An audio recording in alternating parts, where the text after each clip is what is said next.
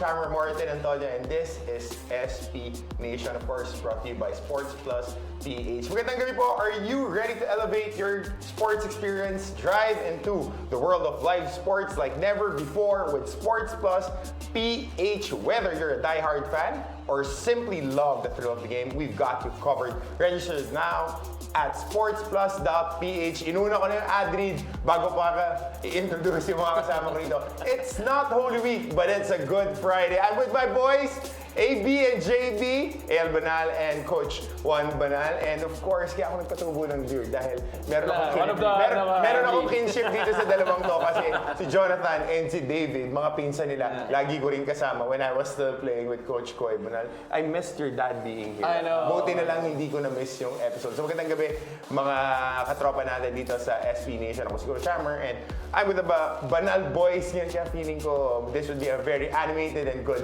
discussion for all of you. Follow nyo kami on all our social media pages. Throw us your comments, throw us your questions. We will be here the whole Friday night. So we'll go into our 3 topics for this Friday evening, February 21, 2024. Hot takes natin, mas malaki na ang sweldo sa MPBL? Question mark. Sa kaya galing yan? Sinokom na ba ang bagong angas ng tondo? Something that all of us are really getting into. And my favorite, grading the refs. Si NBA lang ba to? NBA pala. Yeah. NBA? Yeah. Steph Curry. Kasi mahirap pag grading refs, pati PBA, MPBL, mahirap po yan. So, punta na natin ang ating unang topic. Mas malaki na ba ang sweldo sa MPBL? Actually, Coach Hammer, pwede kami sige. tumahimik ni AL dyan. Parang pwede ka namin Ay, hindi. iwanan at Hindi. pabayaan ka Wag. namin magsalita dito sa hot take na to. Kaya nga, Kulang isang oras sa'yo para lang sa topic na to. Pwede na. Inuna ko na nga, Coach JB. Gusto ko na ihagis yung script natin kasi binanata ko na. So, there's a PBA maximum salary. And as a first pick, you were afforded to have that rookie Yes. max salary when you sign.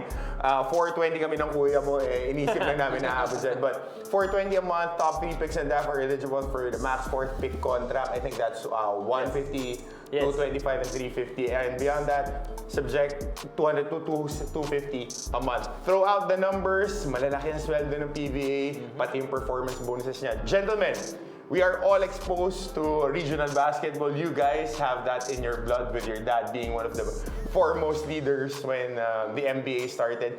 What do you think about all these numbers being thrown, lalo na yung kay Greg Slaughter na 1.2 M a month? Well, to be honest, I've seen something like this happen already before. Nangyari na to dati. Panahon ng NBA saka PBA, nagkaroon ng migration ng mga top-tier players. I mean, you got guys like Bong Ravena, Alvarez, all moving now to NBA, di ba? And on top of that, there are rookies that are supposed to come in sa PBA that they ended up playing in NBA. So yun yung Metropolitan Basketball Association. And again, it's the same concept as MPBL. And I don't know what happened in between. I did hear some stories, but eventually, parang players in NBA got offered higher salaries even more to move back to the PBA.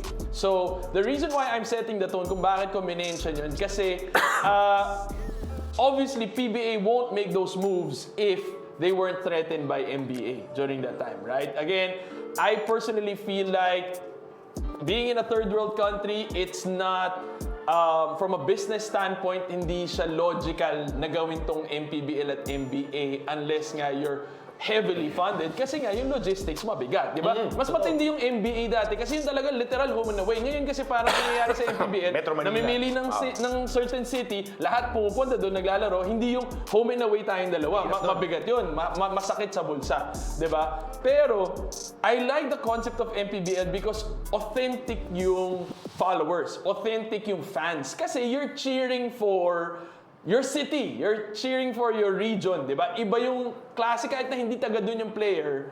Kaya nga ang MPBL may requirement na homegrown pa rin para well-represented.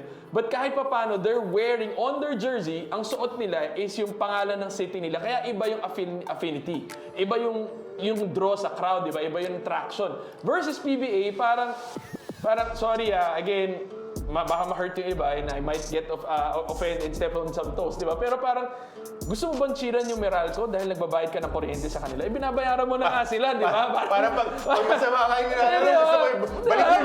balik niyo yung bayad ko. Di ba? Parang hassle di ba? Pero so sa PBA, ang following, bihira, obviously, ang outlier dyan is Ginebra, Pure Foods, and yung dati may Alaska. Yun yung mga fans sila loyal doon sa konsepto ng organization. Hindi doon sa brand talaga di ba? Meron di ba, diehard fans ng Alaska pero hindi Alaska yung gatas na binibili, di ba? So hindi ka loyal doon sa brand, loyal ka doon sa mga players at sa organization. Kasi nga, ang Alaska during that time, maganda yung organization. So yung mga fans sila loyal, di ba? So bihira yung loyal ka doon sa brand except kung Ginebra nga or San Miguel for example. Pero Terra Firma, di ba? Parang loyal ka ba sa brand ng Terra Firma? Hindi, di ba? Iba yung appeal. Hindi pa nga nagpapalit ng gym. Iba yung appeal. So ngayon, ang threat dito kasi sa usapan natin, kaya ako minimension lahat to, is isipin mo, kung madami ngayon, kung competitive na ang MPBL sa salary ng B-League, that means they can now attract Top tier. higher performing players.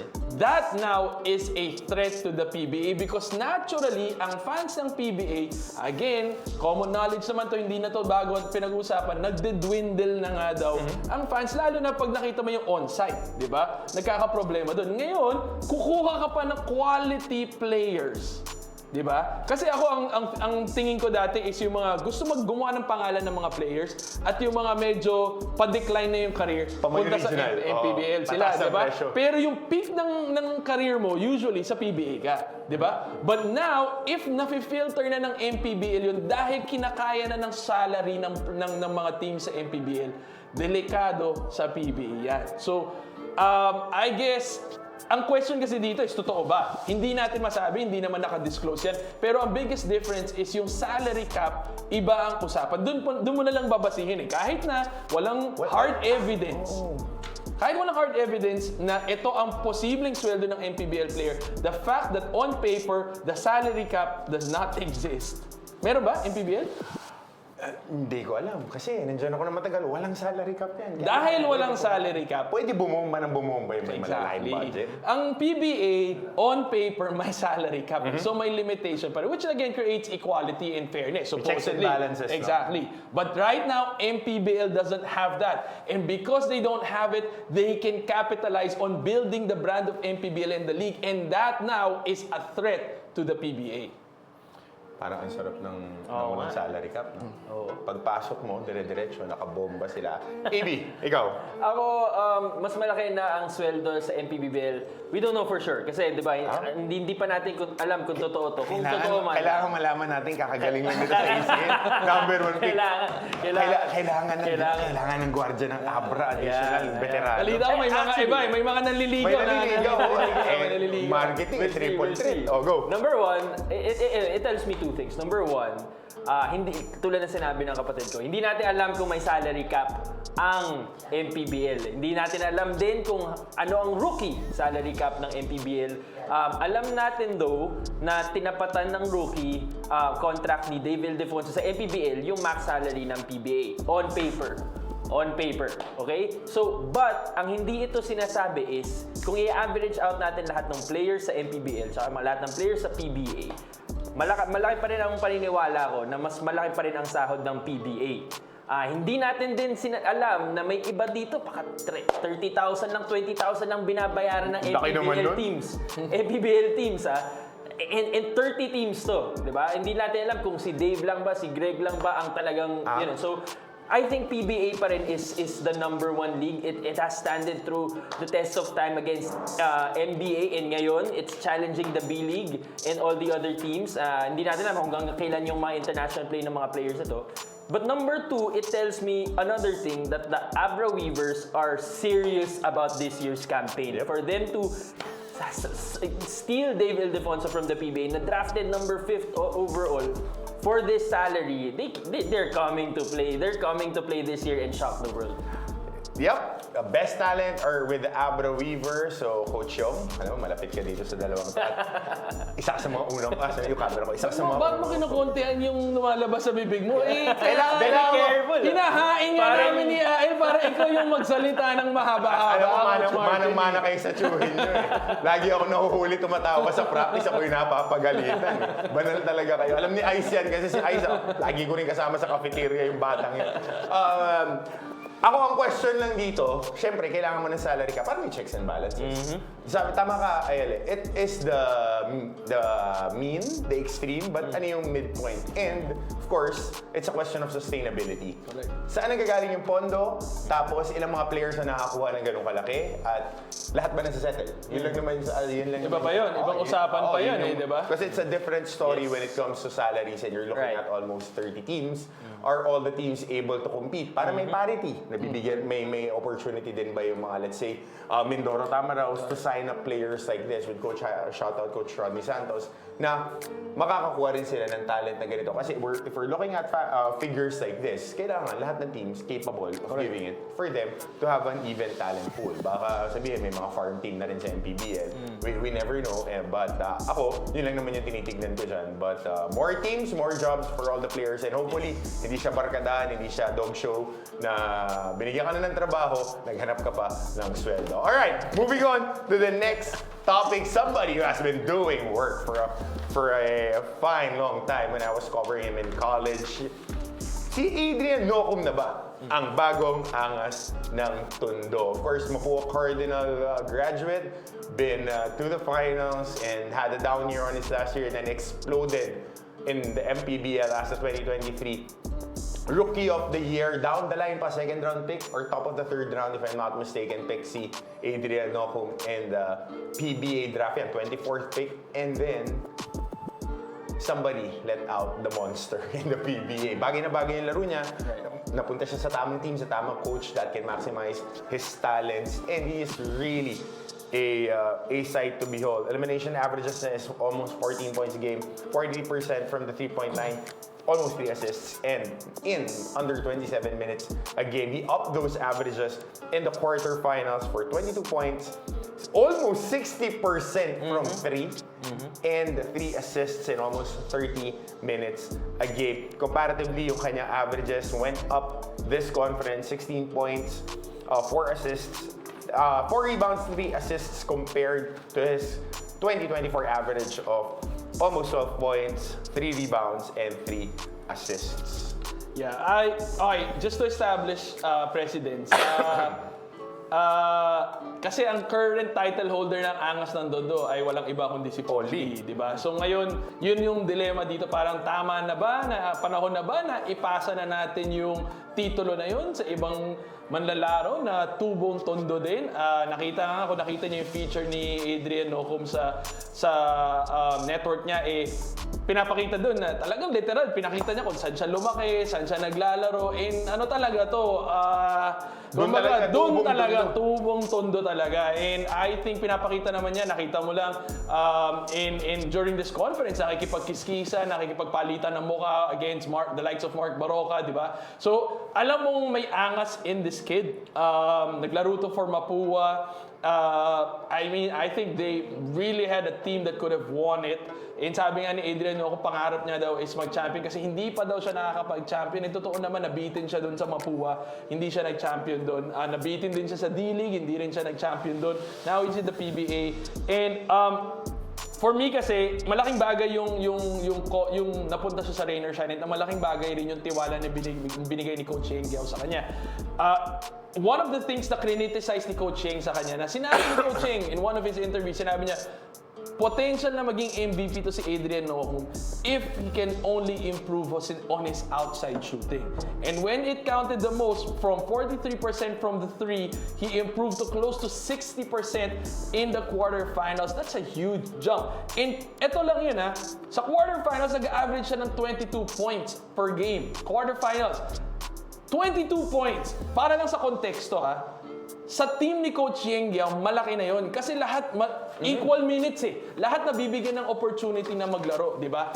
Para ikaw pumuntos ng 22 points, malaking bagay yun kasi lahat kayo pare-parehas ng minuto eh. And yet yung output mo ganyan. I think he's number one, he's athletic, he's a good slasher, matapang siya. Tubong tundo, di ba? So I think he will eventually cement yung pangalan niya sa PBA with the kind of play. Again, he's also entertaining maglaro eh. 'Di ba? Yung Pinoy eh. Daredevil Pinoy talaga Pinoy. yung larong labas na style niya na coast to coast, di indumipensya, galing ng maganda yung mga aerial attacks niya. Ano yan eh, 'di ba? Parang perfect for rain or shine eh. Diba? So, again, nagkataon na napunta siya sa magandang team na kung saan pasok na pasok siya. So, if ma-nurture pa yan, I think he can eventually take on that title and Paul Lee can, I think without a doubt, respectfully also hand it over to Adrian Nocum. And I'm sure Paul Lee is proud na definitely. merong taga-tuloy nung title. Mga bata niya yan. Mga bata niya yan. And yun, mga tropa natin sa France Baron, tsaka sa 357. What's up, guys? Alam kong lagi ganyan. Dami nila nagaling dyan sa Tondo. Ikaw, El, you had a handful of teammates coming from Tondo during your pro career. I actually had the opportunity of playing with and against Adrian Nocum. I was recovering from my ACL injury. Parang kami nasa San Juan Knights in the MPBL in the pandemic, nung lumalabas pa lang sa pandemic.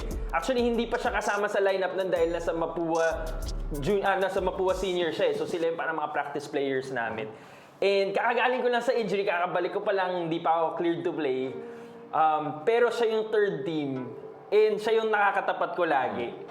And boy, wala siyang nire-respeto na wala siyang kinukuya, wala siyang inaano. To him, talagang laro lang, ganyan. Sabi ko, muntikan ko nang tirahin eh. Parang, tong bata na to hindi na nire-respeto. Kasi kakagaling ko lang injury. But nakita ko na yun din, and he was a sophomore pa lang yata nung college nun eh. And I can already say that his biggest asset is his fearlessness. Naglalaro lang talaga siya, wala siyang nire-respeto. He's tough. And ang comparison namin at that time, we knew na kahit hindi pa siya magkaroon ng outside shooting, he will be a more of a scorer na Scottie Thompson. Scottie Thompson is an all-around player, pero to sa Adrian Nocum, talagang scorer talaga siya with the speed and the athleticism of a guy like Scottie Thompson. And kino-compare natin siya kay Paulie. Paulie was explosive since college. Si Adrian Nocum parang unti-unti pa lang natin nakikilala ngayon. So siguro yung prominence ni Paulie throughout his career, baka hindi niya makuha yung longevity na yon, pero yung height, however, I think kaya niyang lampasan. And he could be one of the top tier future players of our league. And that, grabe yung bilis niya. It's super underrated. You don't see it on TV, pero mabilis na mabilis to. Pati yung marunong magbasa. Knows how to attack close. Sa camera ko na naduduli. Pag nasalita ako, ito ba ako? Hindi, yun pala. Pagka umaatake sa close out, hindi kasi ako sanay sa gitna na ko.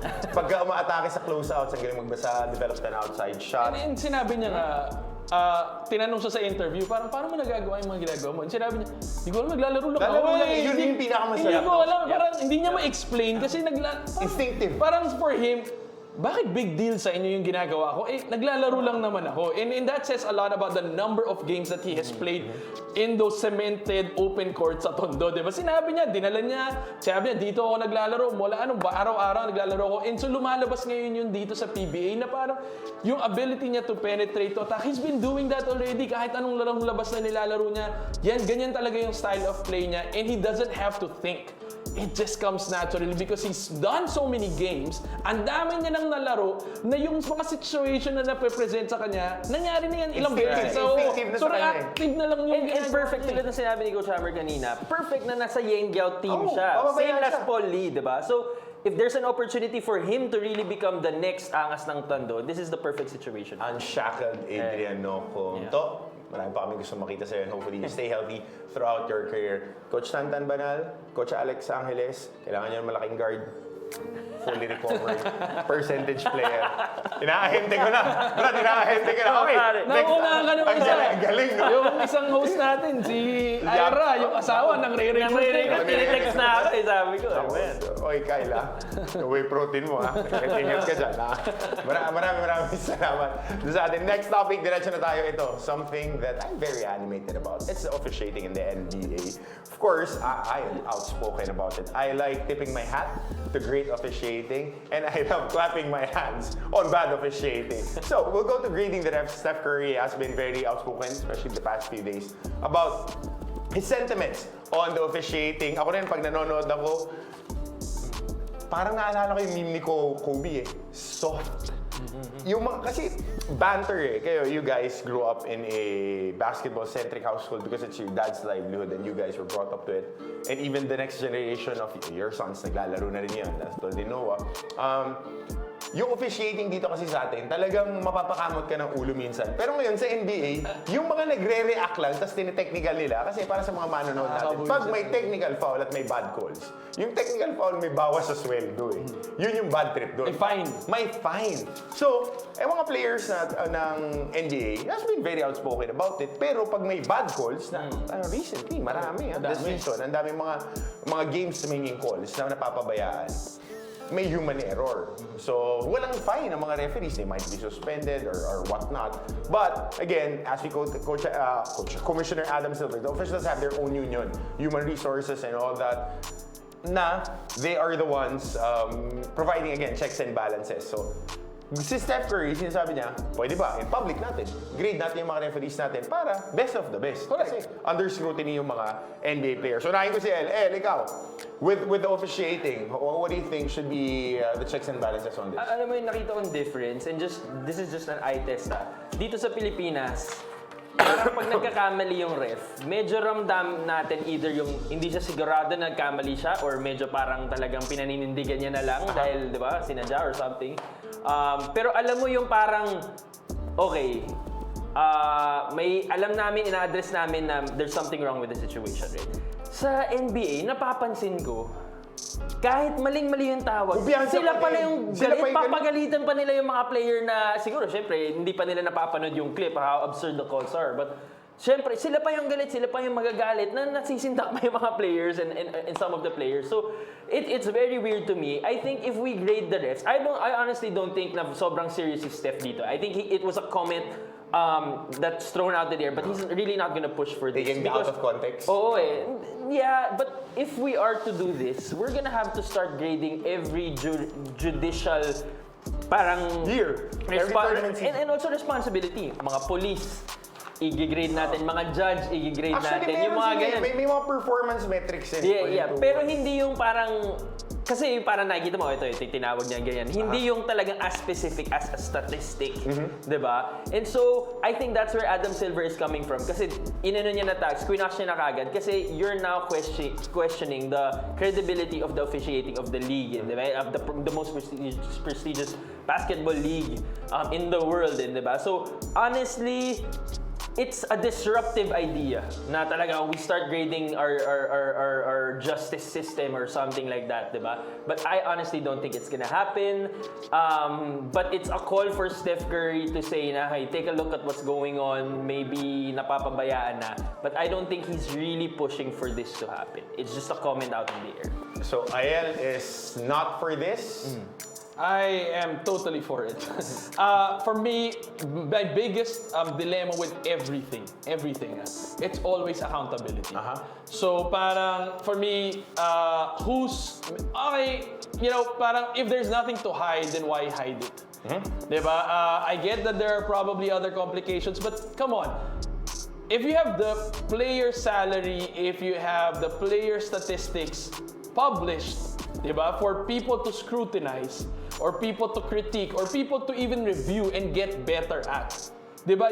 You shouldn't see it as a threat, but rather a means to get better. Diba? So if it's something public out there, and probably ang kailangan lang kasi i-define kung ano yung mga stats ba na dapat na binibilang. Ngayon niya lahat binibilang diba? From, ako nga, we just had a discussion about why De'Aaron Fox is a big pick for San Antonio Spurs. And we talked about how Chris Paul and Wembanyama are top players when it comes to scoring off a pick and roll. And think De'Aaron Fox is the 6th in the NBA who scores off a pick and roll a lot. So the fact na pati yun binibilang, lahat na nakikita na rin, may artificial, may AI na rin naman tayo para mapadali yun. You don't need extra manpower. Lalo na itong mga stats, di ba? Number of bad calls, the time it took for you, for example, for me, referees should always exercise maximum tolerance.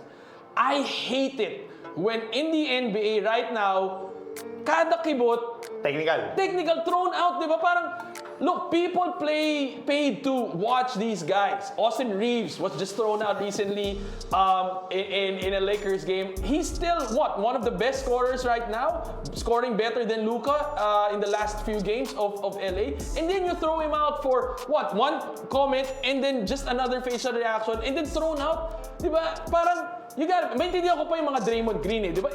Si Draymond nga, dahil markado siya, tinitiis na siya ng mga referees. Ngayon, yung Austin Reeves, thrown out mo, parang, okay, so, for me, yung counting the numbers and the statistics is supposed, again, check and balance, also to ensure consistency. Di ba? It also positions referees based on ranking on efficiency as a referee. And now, that now has an implication pag finals game na, pag semifinals, pag playoff, then the top performing referees should be the ones calling those games. Di ba? It's not those bottom tiering and low performing referees. Right now, ano bang basis kung sinong tatawag? Sinong available? Sinong senior? For me, when you're a referee, numbers don't lie. Because you're a human being, then you will always make mistakes because it's susceptible to subjectivity.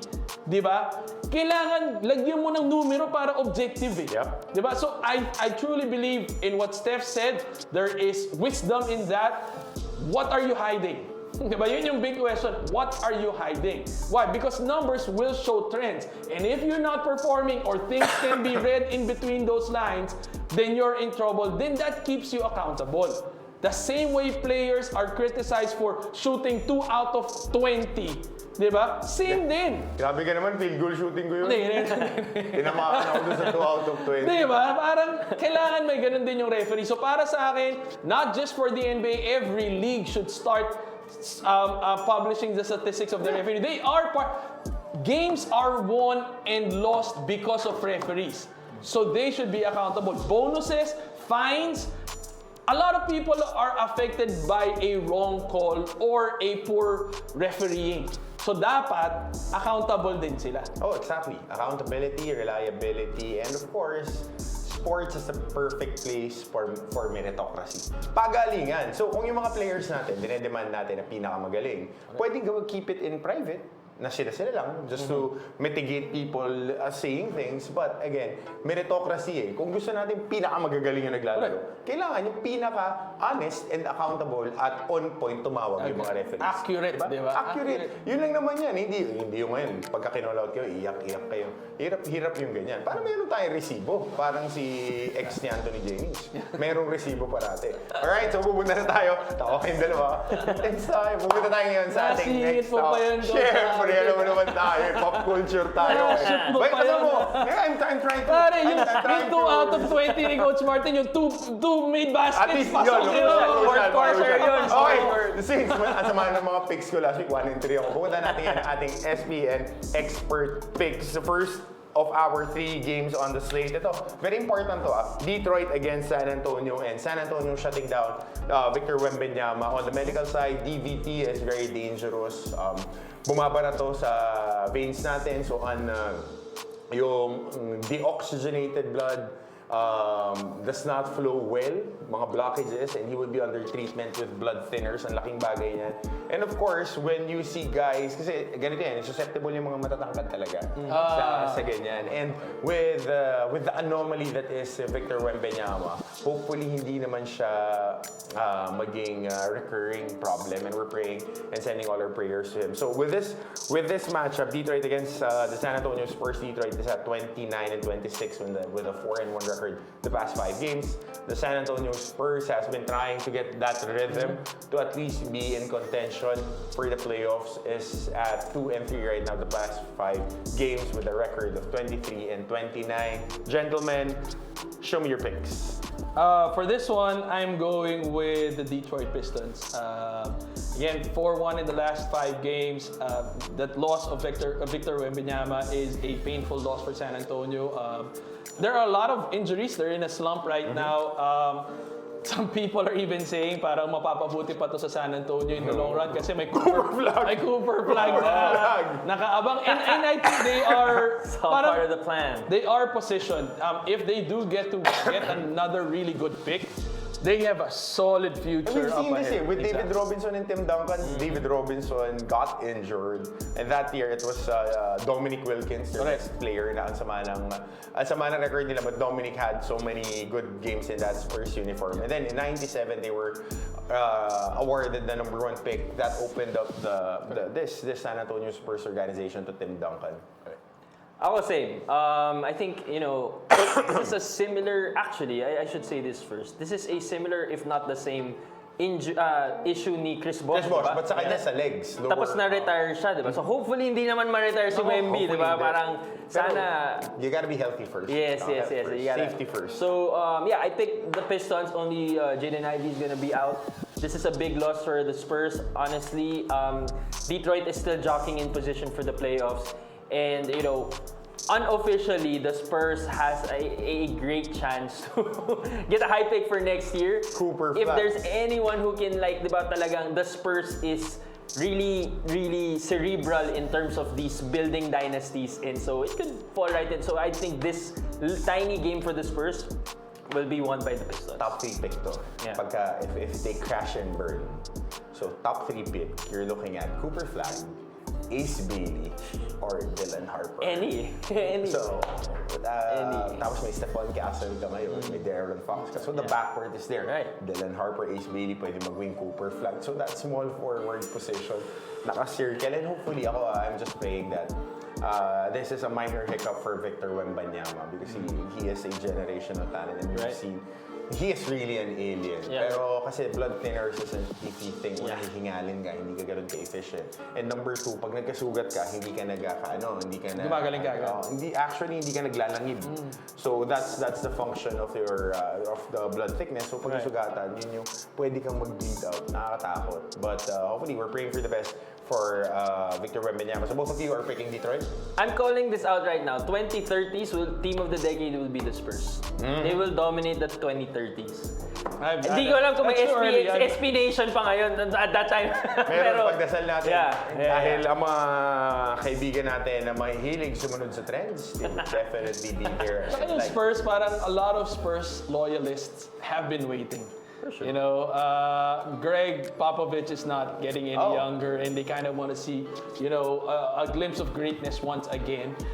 Yan yung mga Spurs fans, loyalista talaga yan. Loyalista sila. Exactly. And San Antonio is like the New England Patriots, one of my favorite teams na talagang consistently. So alam niyo yung mga gusto kong teams yung mga madidiin na may order.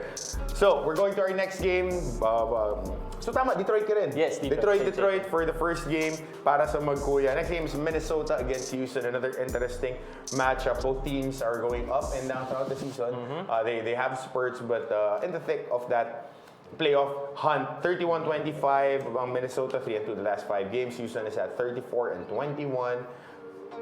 2-3, 40% hit rate in the past 5 games. Gentlemen, what do you think about this ballgame? I'm going for Houston for this one over Minnesota. Although in their track record, I think 2-7 sila in favor of Minnesota. But Houston is performing a lot better in their home games. And so this is going to be a home game for Houston. And so I think that they are going to be winning this. Their record is 34-21, a better record than Minnesota. I'm picking Houston for this one. I mean, they don't want to be at the bottom tier of that Western Conference. They're at that 4, 5, 6 level, so they want to have a foothold on there.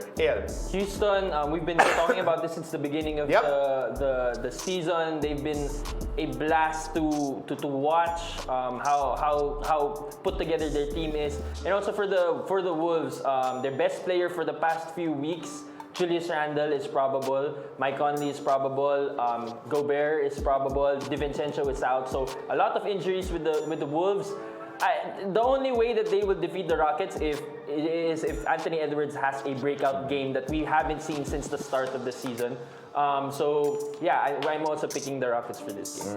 So, Houston, for both of you, mananalo yung Minnesota dito, tsaka yung stretch na nila pag naglaro ni si KD, tsaka si Troy Hudson. The Houston Killers. Yan, favorite ko si Latrell Sprewell. Pahumingi na malaking kontrata eh. So, just kidding aside, lumalabas yung edad namin, yung mga references namin para dun sa mga kids. I-search nyo lang sino si Troy Hudson dahil yun yung nagpa-champion sa akin sa NBA Live. Ayan! NBA Live Hindi pa 2K nun. Hindi pa 2K. Tournament namin nung mga teammates ko, NBA Live 2004. So we're going to our third contest, Battle of California. Golden State Warriors will be facing the Sacramento Kings at 11 a.m. Both of them have identical 28 and 27 records and a 3 and 5 win-loss hit rate the past 5 games. I'll start off with the Golden State fan Resident. on my right side. Hindi po siya super fan, but he's a fan who always picks. Hindi naman ako Golden State. naka-yellow. Hindi naman. But- Pero gusto ko yung pants mo. Oo, ba? Yung pants mo Yes. ba? Paki-focus Close. nga yung pants. Hindi kita yung ano eh. Oo, yung stripes eh. Pasyonista eh. So, every now and then, Oo, yeah. pagkadating ko, parang pupunta ka sa Limits Disco. Limits ba pare? Limits, hindi Hindi ko na naabutan. Hindi ko na naabutan yun. Hindi na nga Jaipur at saka Embassy, yun yung inabutan namin kasi. Okay, going back to our game. This is not an expert pick. This is a biased fan pick. We need the Warriors to win this game because we are jockeying for position against the Kings as well. Madikit to. Tong 5-12 na Yung play-in, West. papunta sa Yung play-in. play-in. So, I honestly think that the Warriors has found their revival in the presence of Jimmy Butler. Logically, doesn't make sense, however, but emotionally, I think everyone's amped up in the Warriors locker room, and I think they're gonna come out with the victory against the Kings. Yeah, the last Not time- an expert pick. Last time we saw two crazy people hang out was Ron Artest and Kobe Bryant, and they won a championship. Facts. Coach JB. I'm going the opposite direction for this one. I'm going with Sacramento right now. Again, an identical record, though their matchup against each other, Sacramento is 6-4, +2 wins siya against Golden State in their last 10 meetings. And so I think they're doing well right now. Same as Golden State, they're both like prepped to win. They're battling for that position. Again, nandun pa sila sa baba. Hindi pa kahit sa play-in, medyo nakakulang nila yung nakasabit, di ba? They're trying to get into that, and they're taking it one game at a time. I think Sacramento is doing well as well. So I'm going with them. In terms of home record, Sacramento is doing also better. So yeah, I'm favoring Sacramento for this. Okay, so it's di ako pipick dito kasi ako host ako, so wala akong mag-reflect sa akin. So it's Golden State, Houston, and Detroit for Ayal. Detroit, Houston, and Sacramento for Coach JB. All right. Good thing, nasot na naman ako. Kaya si Dino talagang pinaghahandaan. Ay, teka, number 1 ako ngayon. Oy, number one. Rare, Rare. rare ako sa ano. 60% success rate si Ael. Maganda Ako si 50, ako 50%. Sundan nyo ha. Ako, huwag na po kayo umasa sa akin. I'm here. I am the guy who got an A on the group project, just like Jeff T. Alright, punta natin ang ating mga comments. We have a handful of comments here. 5 comments to be exact. Thanks, Prod Guy. Para ang boses ni Lord. Bigla na nagsasabi. The star is born, sabi ni Louis Tizon. I think this is referring Adrian to Nohob. Adrian Nohob. Star, superstar. Alam mo, ako naalala ko sa kanya, kasi mahilig ako manood ng mga lumang NCAA games. Para siya Bong Alvarez, na bata na ang galing mag-isolate. Yung Bong Alvarez, yung score ng 71. Ang galing sumayaw, tapos pagka umere talaga. Kahit mag-landing, pagpag lang. Agree. Spitfire, he's a daredevil. He's dangerous in the open court. Now that he's shooting better from the outside, potentially, I think he can, he's not like a scorer like a Paul Lee scorer, right? Like, yun yung previous bata ng, di ba? Angas ng Tondo. Angas ng Tondo, di ba? Iba yung Paul Lee as a scorer, di ba? But potentially, I think Adrian Nocum can be someone like that, di ba? Kenneth Duremde started out also the same way. Slasher, Pero atake. ang laki ni Com Kenneth eh. Pero bigla nung nagkaroon ng outside shooting si MVP. Kenneth, MVP, di ba? So potentially Adrian Nocum can also get to The only thing we have yet to see is for teams to really lock in on him, di ba? I want to see how he will perform when the ball is handed handed to him more and they clog the lane sa loob, di ba? Kasi ngayon, he's playing within the system of coaching. Takbo, hindi siya yung first option pero nakaka-score siya sa mga sinabi, mga close outs, di ba? So we'll see. And that's his game then when he was with Mapua. They had Paulo Hernandez, the ball dominant scorer, as their main focal point on offense. Hindi, may poste ka with Warren Bonifacio. So ang daming other options na siya nagbe-benefit from. Exactly. So he's really not a system player, but his talents is amplified. My force multiplier is the system of Coach Shegya. Alright, next comment tayo ngayon. Gusto ko yung mga referee comments eh. Depende yan kung sino player ang mas malaki. Yan na, swelduhan na ang usapan. Paborito ko yan. Yung mga nasa MPBL, nangarap sila makapasok sa PBA, pero yung mga has-beens, grabe naman yung has-beens. Pero dapat ayusin na nila yung salary max ng PBA. 90s pa ata yung rule. Hindi, binago nila yan ng 2000s max, if I'm not mistaken. Kailangan ko si Prod Guy dito. Prod Guy, Okay, research. Kasi Alin, yung max ng binaba lahat? from 500,000 tama. yung super max. Dahil Alvin Patrimonio, Kenneth Durendez, Jun Limpot, nasa max. Tapos binabaan nila to 420. Parang $500,000 yung max in the 90s eh. Pero yun nga, dapat siguro lakihan na. Pero marami namang nangyayari dyan. Ako lagi kong tanong, pagka MPBL, sustainable. Diba? Is it sustainable? Hindi, tsaka tama eh, sa dami ng teams, di ba?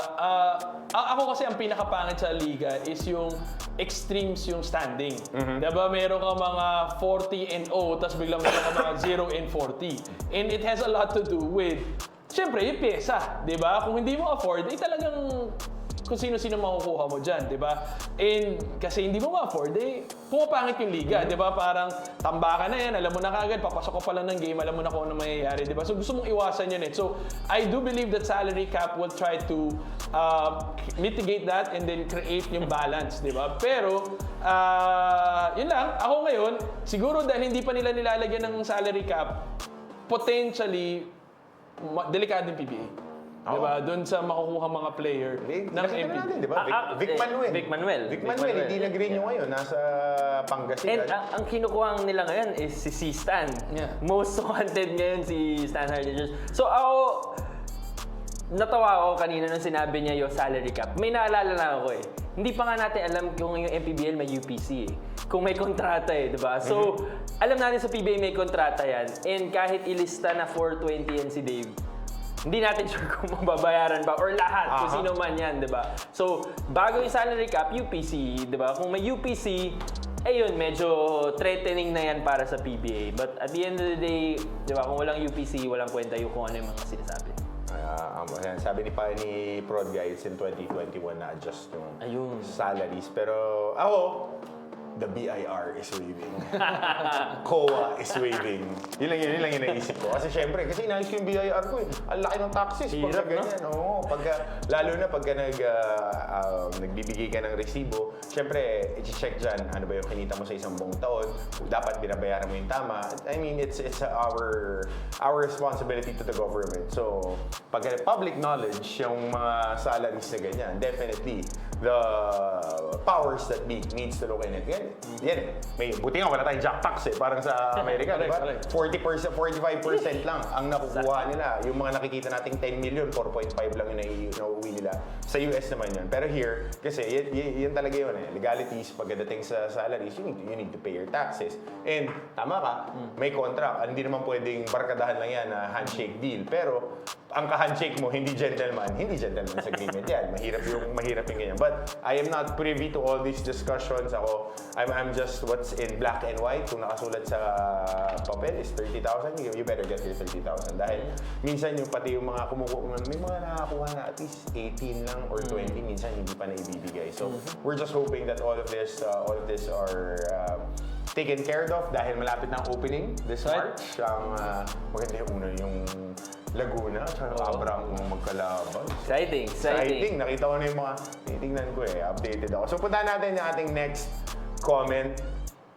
Alright, dropping dimes Events Manila. Iba si Coach Sheng. Totoo naman. Siya ang urig na Magic Buno to. Terry Albarillo pa lang sa sweep. Nagamit na niya yun. Talagang bibigyan ka ng chance ipakita yung galing mo. Kay Rich Alvarez lang siya nasira. Di naman. Injured lang kasi yung likod ni Rich Alvarez sa tuhod when he got there.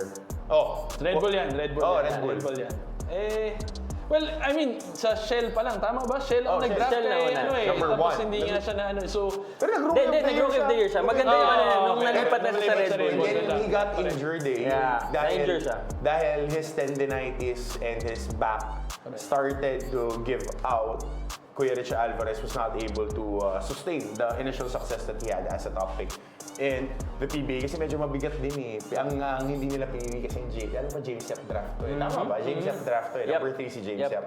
The number 2 or number 3 dito si James Yap sa draft na to. Pingris, Pingris, James Yap, oo. Rich Alvarez. Yeah. So that's the top 3. Oh, number 2 nga si James Yap. We know how things pero Rich Alvarez kasi back-to-back MVPs Yeah. naman in the UAP. So yeah, ako, for me, I agree. Coach Yang has been in the league long enough to know and spot talent. And if he says that Adrian Nocum has a potential to be an MVP, then I believe that. You know, I absolutely believe what Coach Yang said. And again, it's in his hands, di ba? The opportunity that he gives to the player. When he said, kailangan mo ma-develop to, dinevelop naman ng bata, naasahan naman sa post-season. Yeah, potentially, pwede nga maging MVP to si Adrian Nocum. And again, he fell into the hands of the right coach. I think a lot of players do, lalo na starting out players, they do want to end up in Coach Yang's system. Technically, hindi to magic bunot kasi si Coach Yang, lahat ng 12 to 15 players Ready na, to play. Ready to play, kasama sa rotation. So, yes, sa fans' point of view, mukhang magic bunot, pero lahat yan handa maglaro, kaya lahat gusto maglaro para kay Coach Yang. Pero yung mga superstars, kasi gusto nila yung mga minutes, solo lang nila eh. Pero for a equal parity minutes playing time situation, everybody wants to play for Coach Yang. yep, pag nabigyan ka ng chance, dapat ready ka. That's what he asks. Yep. And you put in the work and Bibigyan ka talaga ng chance. great things happen. So puntahan natin ang ating, sana dropping Dimes Events Manila for your comment. Yan, top fan natin yan. Always engaging. Alright, Champion Online Shop, dapat talaga i-grade ang referees. Tama si Steph Lee, transparent para nakikita kung sino maganda ang performance. Panggalingan din dapat sa pag-o-officiate. Yan yung Agreed. addendum sa atin. Agree? Agree. Like button yan, Like yung mga pages namin tapos share din ninyo. Kasi ako, yung mga referee, favorite ko yan eh. Lalo na pag nag-cover ako ng college games. Dati sa MPBL, nakatayo ba ako nagtatanong, ano nangyari? Ba't walang foul? Ni-wrestling na. Lalo na yung kasi si Clint, favorite ko si Clint eh. Tsaka si Jacob nung season 9 pag dumadrive si Clint. Pag bumabagsak, masakit. Siyempre, magaling na, pogi pa. Dapat tawagan mo ng Paul, hindi tinatawag. Sabi ko, aalis yung mga player na yan pagka binubugbog natin. Let go. Oh, let go. Buti na lang. Clint, welcome back to the NC. Yun talaga yung kailangan talaga, yung transparency, 'di ba? Para lang accountable rin yung referees. Yep. Yun lang naman yung punto ko, 'di ba? Makikita mo rin naman eh. Kaya kung tayo nga dito sa SPN, may stats yung pinipili nating referees pa kaya, 'di ba? Tayo nga accountable dun sa mga pinipili natin eh. Sino ba nahuli? Sino last place last month ba yun? Ngayon si Coach Will eh. Si Coach Will ngayon pala. May consequence bang gagawin? Wala Ewan pa. ko. Binibilang lang ni Boss Mac. Papasuot natin yung Surigao Miners na jersey pagka nag-cover siya. bago naging PBA legend si The Thriller. NBA lang. Panalay legend muna yan ha. Panalay legend. Okay ka sa referees? Yeah, I just don't see it happening. Nakikita ko dito yung kung ganitong full transparency, mas kasi tayo nasa basketball industry, so alam natin, kilala natin kung sino yung ref. Pero yung mga fans, pag may stats dyan na public, Nakaabangan sa labas. Abangan. Hindi, totoo. Dito. Yung so protection din eh. So parang, di ba, parang... Hindi, pero para sa akin, Ael, ayusin mo para hindi ka abangan sa labas. Pero diba? hindi lang yun. Like, let's say sa sports betting or sa gambling, may mga ganong element na parang... Team Donnie yun. Oo, parang may Pero ganon. tingnan mo, yung gilas nga natin. Sipin mo, after manalo, natalo sa Chinese Taipei. Grabe na naman yung batikos ng mga tao. Ang balis makalimot eh, di ba? Para, ganun talaga, di ba? Pagpagod yung mga player at saka no-count naman yun. Hoy, ngayong mga nanonood dyan na laging galit sa gilas, sa susunod, mag-tryout din kayo. Magaling pa kayo dun sa coach. Pagod eh. Kita nyo buong season, bumabakbak yung best players, pasok pa sa semifinals. Yan yung mga tinatawag na scheduling losses. Yan. Scheduled losses yan. Matatalo ka talaga kasi in the thick of the action yung PBA. Tapos yung programa natin, parang chop suey. Wake up! Bunot lang ng bunot ng mga player. Ganun, Ang ganun PBA yan. pa rin ang liga na sa buong mundo, hindi pa rin naka-international calendar. Oo, Kaya kaya- pagdating sa mga FIBA, Olympics or whatever, Oh, I think that's one of the things that we need to adjust para yung program din natin for the national team. Yes, ano. Tsaka kung magaling ka, dapat nandun ka sa Inspire, nagte-training camp. Pero okay na yan. Dahil na nasa kwento, lipat na lang natin sa ating last comment for a Friday dahil nararail up na mga tito nyo.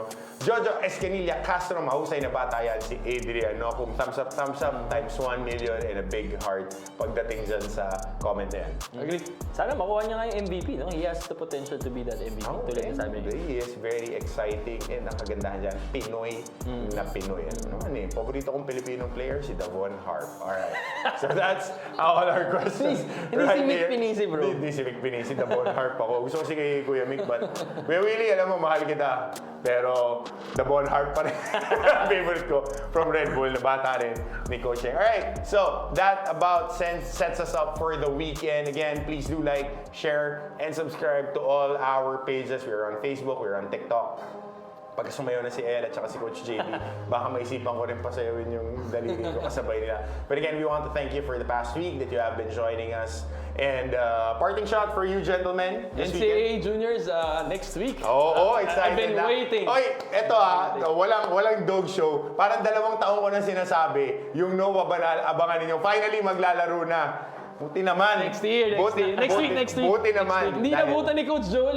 Lilipad na siya. Have a safe trip. Have a safe flight, Dad, Coach Joel, for back to Spain. Pero inabangan niya. Nag-extend siya para lang mapanood. Na-move na-move na naman eh. Okay lang yan. NC Juniors coming up next week. Nasa live stream yan ng NCAA Philippines at saka ng GMAsports.ph. Naka-live stream yung mga games nila. So walang commentary pa about the games will be live streamed. And kung gusto Hindi nyo ka na mag-cover. Mag-cover ka na. mag-cover kami parang I think Final Finals Four. night, I'm sure ako Mapua will be there.